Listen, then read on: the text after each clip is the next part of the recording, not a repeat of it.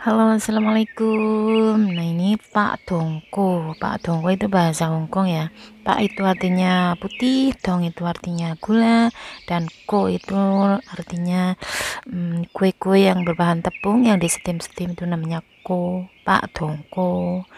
Pak Dongko, Pak Wiryo, Pak Jono, Pak Dino, Pak Sono, monggo monggo. Iya, tidak lupa saya menyapa untuk teman-temanku semua yang sudah setia. Terima kasih Barakallah.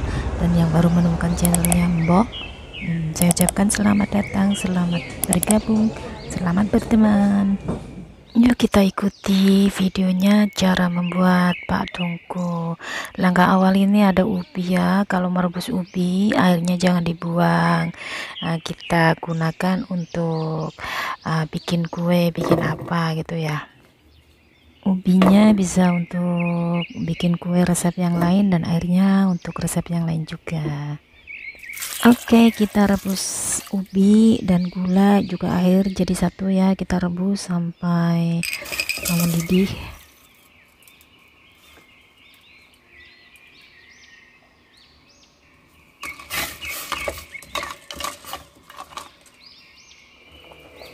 Nah, ini kira-kira itu apa namanya, ubinya sudah empuk dan gula batunya semuanya larut. Kemudian kita saring. Ingat ya, karena kita butuh airnya saja.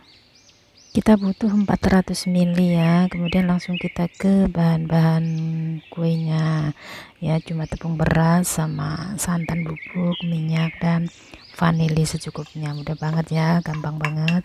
Bahannya simple, bahannya sedikit. Yuk, tuang tepung beras ke dalam wadah yang lebih besar ya. Saya anjurkan jangan pakai yang plastik, pakai yang ini namanya besi. Kemudian tuang air gula tadi ya, gula ubi itu tadi yang masih panas sedikit demi sedikit sambil terus diaduk. Terus diaduk sampai merata dan menyatu. Kemudian tambahkan lagi air yang ada. Aduk lagi sampai merata juga.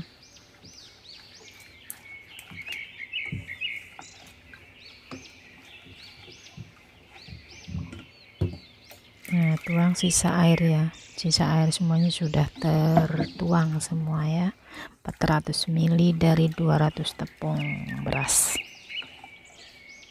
Ini tambahkan vanili cair, bisa vanili bubuk yang ada aja ya. Ya, aduk rata. Kemudian selanjutnya kita kasih santan bubuk. Saya pakai santan bubuk 2 sendok aja ya, 2 sendok santan bubuk. Ya, penambahan santan bisa di awal tadi bersama tepung ya. Bisa juga begini, cara begini. Aslinya tadi saya lupa. Untungnya sekarang ingat, jadi bahannya tidak ada yang tertinggal ya. Aduk sampai menyatu dan merata, tapi kira-kira nggak bisa benar-benar menyatu ya. Kita perlu saring. Nah, adonan kita saring. Kalau penambahan santan bubuknya di awal itu kayaknya menyatu langsung ya, nggak usah disaring, tapi tetap disaring biar hasilnya bagus.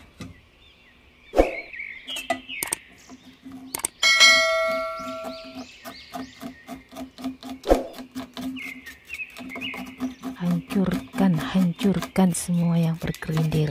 Nah, kira-kira sudah ya.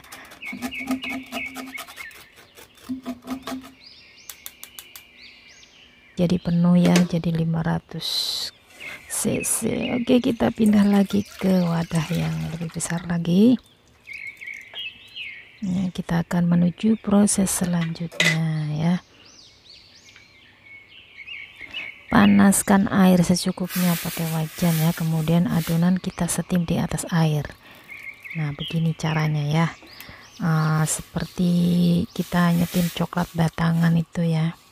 Kalau tukang donat itu pasti paham, itu tukang kue, tukang tartar ini pasti paham cara menyetim coklat. Nah, sambil terus diaduk ya sampai mengental begitu.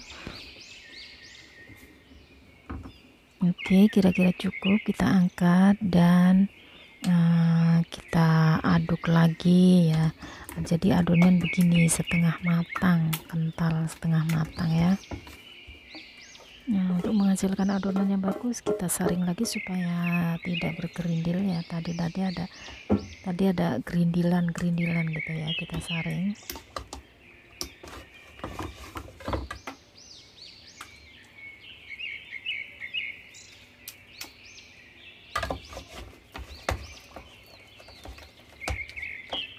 Nah, terus disaring. Nah, ini hasilnya sudah bagus. Oke, sekarang kita sisihkan, biarkan sampai dia dingin. Nah, 50 air dengan 1 sendok teh gula pasir kita aduk.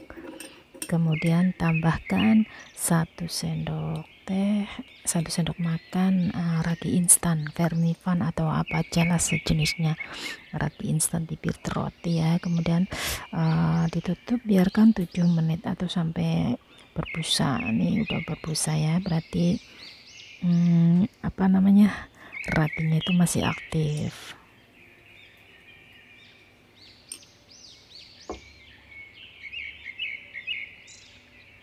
Nah, tuang ragi yang sudah kita tes tadi ya ke dalam adonan yang sudah dingin.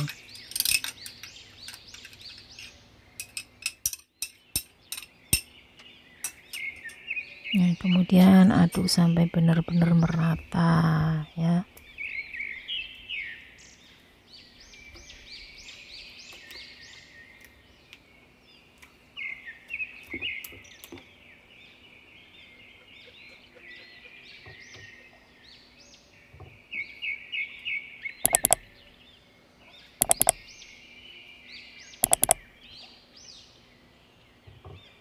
Nah, begini hasilnya ya.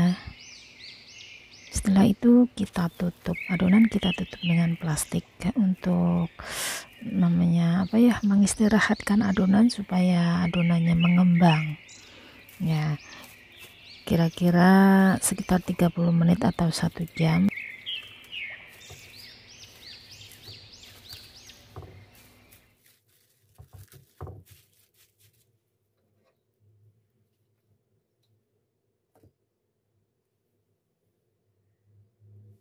Tutup dengan tutup panci juga. Nah, ini oles loyangnya ya, ukuran 24 cm. Kita oles dengan minyak sayur. Nah, 30 menit kemudian kita lihat hasil adonannya bagaimana. Wah, kira-kira udah cukup nih, adonan sudah mengembang banget ya, tuh ada peruntus-peruntusnya. Ya, kita aduk untuk membuang gasnya ya, mengurangi gelembung-gelembung, mengurangi peruntus-peruntus yang ada, kita aduk.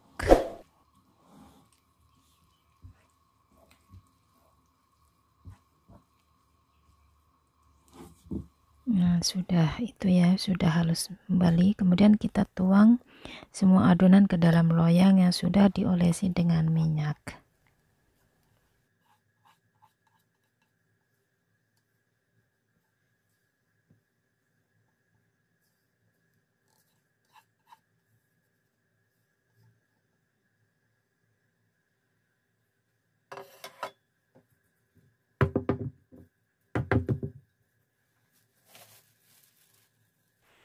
Ya, sudah dituang semua ya. Kemudian kita tutup dengan plastik. Maksudnya apa? Karena saya tidak punya kleket, itu alat yang untuk khusus nyetim-nyetim kue ya.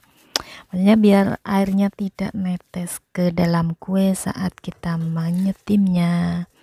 Nah, ini airnya sudah matang. Sudah panas, airnya sudah panas.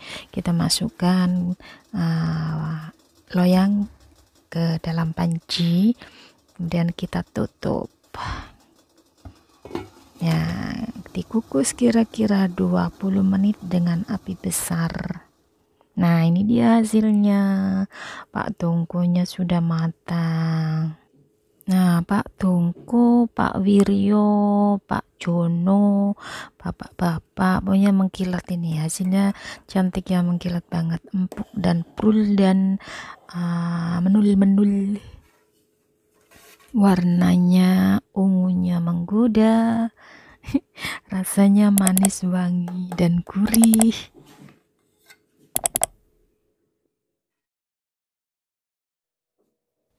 Demikian resep kue Pak Tongko.